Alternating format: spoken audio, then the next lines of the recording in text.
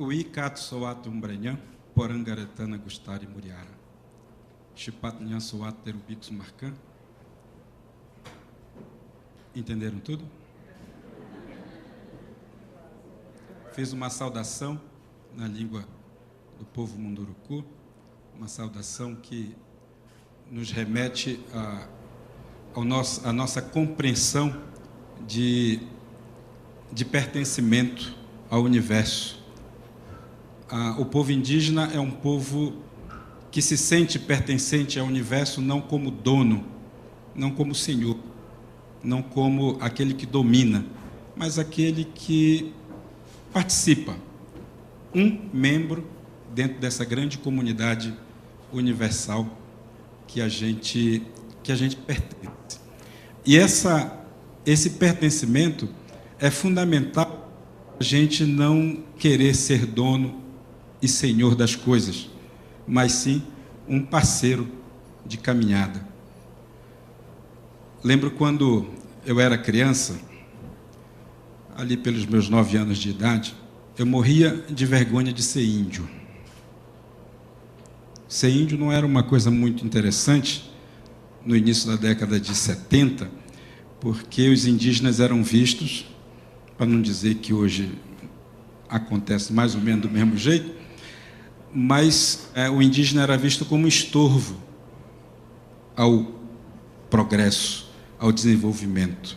E eu que frequentava a escola, aprendia tudo isso e ficava muito envergonhado pelo fato de ser índio. E quem me despertou a consciência para essa realidade foi o meu avô.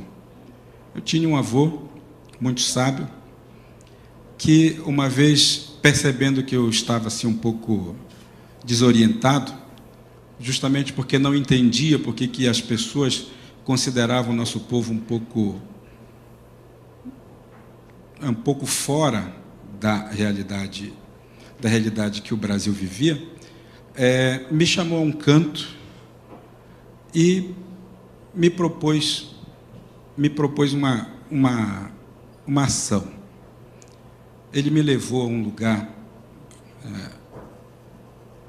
longe da aldeia, um lugar que havia uma queda d'água, uma cachoeira, uma pequena cachoeira, e percebendo que eu estava então totalmente assim fora de eixo, ele pediu que eu sentasse ali perto daquela água e ouvisse o rio, ouvisse o que o rio tinha para me contar. Eu confesso a vocês que eu não sabia que rio falava. Para mim é absolutamente novidade aquilo que ele me pedia. Mas faz parte da nossa educação nunca a gente dizer um não ou desobedecer a palavra de um velho. Eu sentei ali e fiquei tentando ouvir o tempo inteiro o que o rio queria para me dizer, tinha para me dizer. E vocês sabem o que aconteceu? Uma coisa interessante? O rio não falou. Não falou. Eu não ouvi. O meu avô, que ficava lá embaixo, onde o lago se formava, tomava banho, de vez em quando ele olhava para mim assim com um olhar de indagação e fazia apenas esse gesto. E eu tentando ouvir o rio, e o rio nada. Passou um tempo, eu ali, já um pouco mais tranquilo, digamos, o velho olhou para mim e disse: e aí, meu neto, o que o rio contou para você? E eu disse a ele: nada, avô. Contou sim, você que não ouviu. Ele falou uma porção de coisas, porque ele sempre fala. A gente é que não escuta.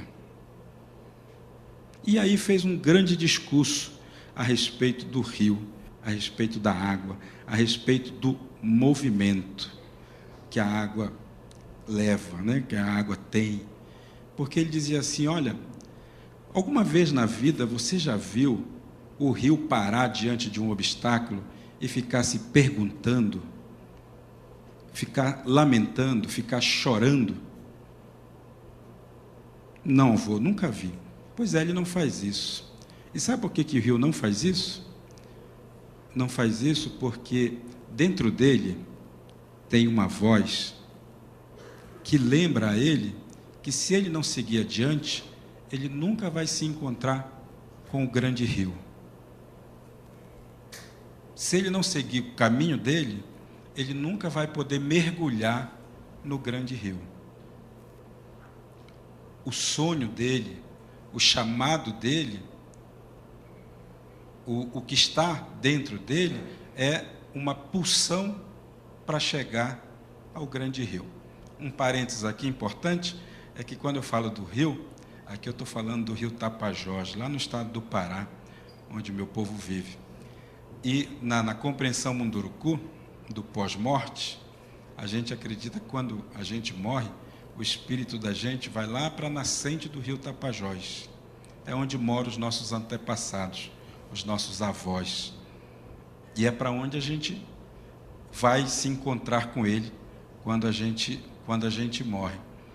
E o avô falava isso dizendo justamente que era necessário e importante que a gente não perdesse, que eu não perdesse de vista esse chamado do rio.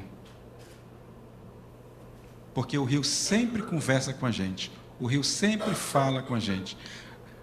E não apenas o rio, que nós chamamos carinhosamente de avô. Aliás, é muito comum as pessoas ouvirem o índio chamar a terra de mãe, né? E como a terra fosse a nossa única mãe. Na verdade, a terra é uma avó, assim como é o rio, assim como é o ar, assim como é o fogo, né? Que são os elementos que compõem a vida humana. E para eles todos nós chamamos de avós, justamente porque eles estavam presentes quando o mundo foi criado.